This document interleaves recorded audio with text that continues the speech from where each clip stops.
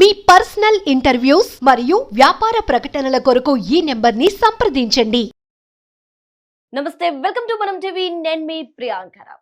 2025 ఇంకా రానే లేదు, కానీ 2025లో జరిగే ఐపీఎల్ మ్యాచ్ ఈరోజు హాట్ టాపిక్ గా నిలిచింది. ఐపీఎల్ మ్యాచ్ గురించి మనం చెప్పాల్సిన అవసరమే లేదు, ఎందుకంటే అందరికీ తెలిసిందే, చాలా మంది ఫ్యాన్స్ ఉంటారు.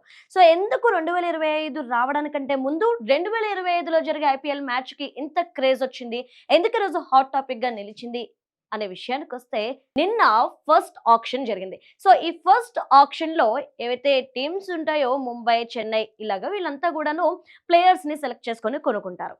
సో ఇందులో ఎప్పుడు లేని విధంగా రిషబ్ పంత్ రికార్డు సృష్టించాడు. కోట్లు కొల్లగొట్టాడు. 27 కోట్ల రూపాయలతో రిషబ్ పంత్ ని లక్నో సొంతం చేసుకుంది. యాక్చువల్లీ ఎందుకు ఈరోజు హాట్ టాపిక్ అయింది అంటే, మొదట 20 కోట్లకే పంత్ ని తీసుకున్నప్పటికీ కూడా అదనంగా ఉన్న పలంగా 7 కోట్లు చెల్లించి 27 కోట్ల రూపాయలకి పంత్ని లక్నో సొంతం చేసుకుంది. యాక్చువల్లీ చూస్తే గనక నిపుణులు చెప్తున్న దాని ప్రకారం వారి ఆట తీరు మాత్రమే కాదు, పూర్వం వాళ్ళు ఆడిన ఆట తీరు, అలానే వాళ్ళకున్న ఫేమ్, మార్కెట్ వాల్యూ, వీటన్నిటిని బేస్ చేసుకొని ఒక ప్లేయర్ కి వాళ్ళు ఇన్వెస్ట్ చేస్తారు అని చెప్పేసి అయితే మనకు క్లియర్ గా తెలుస్తుంది. సో ఎప్పుడు లేని విధంగా రిషబ్ పంత్ 27 కోట్ల రూపాయలతో ఈరోజు హాట్ టాపిక్ గా నిలిచాడని అయితే చెప్పొచ్చు. ఇక నెక్స్ట్ సెకండ్ ప్లేస్ లో శ్రేయస్ అయితే దక్కించుకున్నారు. 26.75 కోట్ల రూపాయలతో పంజాబ్ శ్రేయస్ ను దక్కించుకుంది. యాక్చువల్లీ పంజాబ్ గురించి ఒక మాట చెప్పాలి.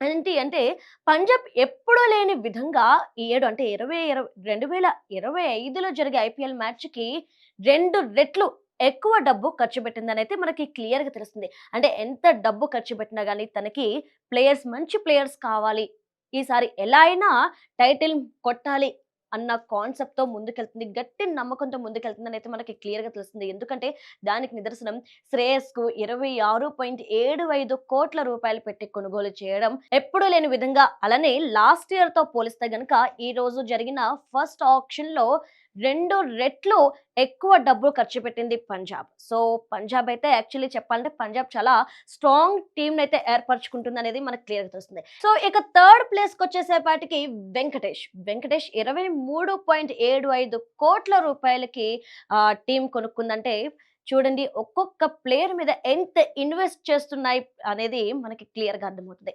ఐపీఎల్ మ్యాచ్ అంటేనే ప్రతి ఒక్కరికి కూడా ఒక ఊపు వస్తుంది. ఐపీఎల్ మ్యాచ్ ఉంది అంటే గనక ఎవరు కూడా స్క్రీన్స్ ముందు నుండి కదలరు.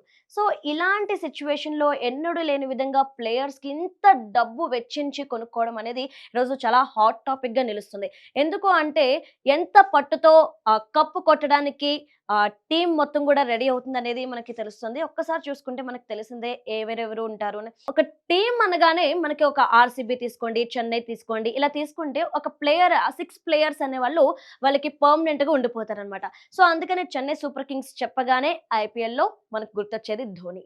సో అండ్ నెక్స్ట్ వచ్చేసి ముంబై, ఇక బెంగళూరు, హైదరాబాద్, కోల్కతా, రాజస్థాన్, ఢిల్లీ, గుజరాత్, లక్నో, ఇక పంజాబ్. ఇక లక్నో అంటే చెప్పాను కదా ఇందాక రిషబ్ పంత్. ఇక పంజాబ్ విషయానికి వచ్చేసేపాటికి శ్రేయస్ ఉన్నారు.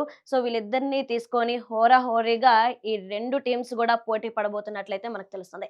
ఇక నెక్స్ట్ వచ్చేసి వీళ్ళకి మేమేం తక్కువ కాదంటూ కూడాను హర్షదీప్, అలానే చాహుల్ కూడా 18,000 కోట్ల పైచిలుక్కి పలికారు. ఇక మొత్తం మీద మనం చూసుకుంటే ఇప్పటి వరకు నేను కేవలం టాప్ 3లో ఎవరైతే ఉన్నారో వారి గురించి చెప్పాను. ఇక మరొక హాట్ టాపిక్ ఏంటి అంటే గనక, ఎన్నడూ లేని విధంగా 2025 ఐపీఎల్ మ్యాచ్ లో 20 మంది ప్లేయర్స్ కి వారికి పలికిన ధర 10 కోట్ల రూపాయలకు పైచిలుకు. అంటే ఇంతకు ముందు కూడా 10 కోట్ల పైచిలుకు తీసుకునేవారు గానీ, ఇంత మొత్తంలో ప్లేయర్స్‌కి ఇంత వెచ్చించడం అనేది ఎప్పుడూ జరగలేదు. సో ఒకేసారి ఫస్ట్ ఆక్షన్‌లోనే 20 మంది ప్లేయర్స్‌కి 10 కోట్ల రూపాయలు పైనే ఒక టీమ్ వెచ్చిస్తుంది అంటే, ఈసారి ఐపీఎల్ మ్యాచ్ ఏ రేంజ్‌లో ఉండబోతుందో మనందరికీ అర్థమవుతుంది. సో ఫస్ట్ ఆక్షన్‌లో జరిగిన సెలక్షన్స్ అయితే ఇవి. ఇక సెకండ్ ఆక్షన్ ఈ రోజు జరగబోతుంది. సో ఎలా ఉండబోతుంది, మళ్ళీ ఎవరెవరి టీమ్‌లోకి ఎవరెవరు వెళ్ళబోతున్నారు, ఎంతెంత పలకబోతున్నారు అనేదైతే వేచి చూడాలి. యాక్చువల్లీ ఇప్పుడు ఫస్ట్ ఆప్షన్ లో మనకు తెలియదు ఏంటి అంటే, పంజాబ్ చాలా స్ట్రాంగ్ టీమ్ ని ఏర్పరచుకుంది అని చెప్పి మనకు క్లియర్ గా అర్థమవుతుంది. ఇప్పుడున్న అన్నిటిలో కూడా పంజాబ్ అంటే చాలా స్ట్రాంగ్. ఇక ప్రెజెంట్ మనం చూసుకుంటే గనక ఆర్సీబీ విషయానికి వచ్చేస్తే డబ్బులు పెట్టినప్పటికీ కూడా మంచి ప్లేయర్స్ ని సెలెక్ట్ చేసుకోలేదు అన్న టాక్ నడుస్తుంది. సో ఆర్సీబీ ప్లేయర్స్ విషయంలో కొంచెం వీక్ గా ఉందని అయితే మనకి క్లియర్ గా అర్థమవుతుంది.